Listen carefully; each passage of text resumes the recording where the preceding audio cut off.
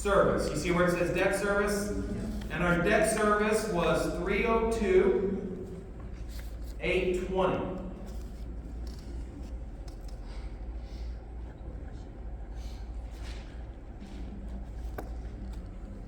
Sorry, my battery dying. So skip we're to just going down the line on the potatoes. sheet. So we take off that debt service, and it now gives us what they're calling a cash flow before taxes, before you pay any income taxes, right? A cash flow.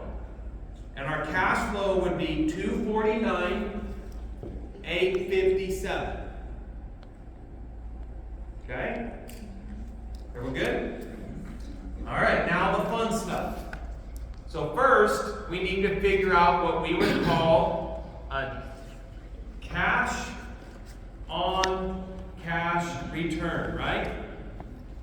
By taking your cash flow, which was 249,857, and dividing it by your total acquisition / raise, right? Our money we're going to raise, which was 3,206,250. Okay? Yeah. So cash on cash return is calculated by taking that cash flow number and dividing it by your total acquisition cost. 9. 7. What do we need that number to get to? 9 plus. 8.5, 9. Because remember, what you're telling your investors is, if I borrow from all of you guys $3,206,000, every year I can give you back $250,000 or 7.7% of your money. Because this is below 8.5 or 9, does it mean deal's dead? No, not at all. What are the two things we can do? Offer less money. We now have a lower debt service. We make more cash flow. But can we ever get an investor interested at 7.5? Yeah, because here's what we would say to them. Month 1 to month 12, I can only give you back 7%. But month 13 to month 24 to month 36, whatever, I can increase that because we're going to add a bar cart. We're going to renovate units. We're going to start charging for parking. We're going to sub-meter the utilities. And as we do those things, our income goes up, which means our cash flow goes up, which means our cash goes better.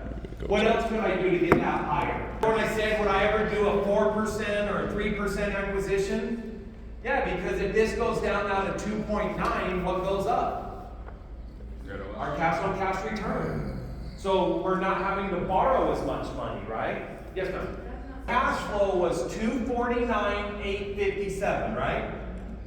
We take our cash flow, that's money remaining after we've paid all of our expenses, our CapEx, we've paid our debt service, we have $249,000 left, right? So we take that cash flow number, 249,857, and we divide it by what we call our total acquisition or our total raise, which was the last line on the left side. Equal. And that was 3,000,000 to our debt coverage ratio, right? The next line down there.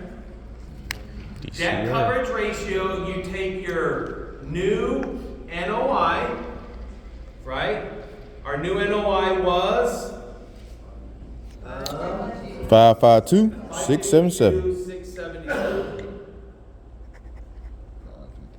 That's our new NOI, right? Everyone good there? And you divide it, that new didn't come out right, but you divide it by your annual debt service, which was 302,515. Okay? Which gives us a debt, and then I'll 820. Where did I put it? 515. Where did I get that? 820. Sorry. 302,820. 1.83. Right? What is our debt coverage ratio then? And then I'll explain it. 1.8. What does it need to be? 1.415, right? That's so good. Remember, we paid down all of our operating expenses and our CapEx. It leaves us with this cash flow after CapEx, our new NOI I had to write. That NOI was 552,677. and we divided it by our annual debt service, which we figured out at 302,820. And so remember, a debt coverage ratio, you're saying the lender wants to know that if you have a debt service to us of 300,000, will you be able to cover it with the remaining money you have left over after paying your operating expenses? And how many times can this income service this debt? It can do it 1.8 times, right? So can the income support the debt essentially?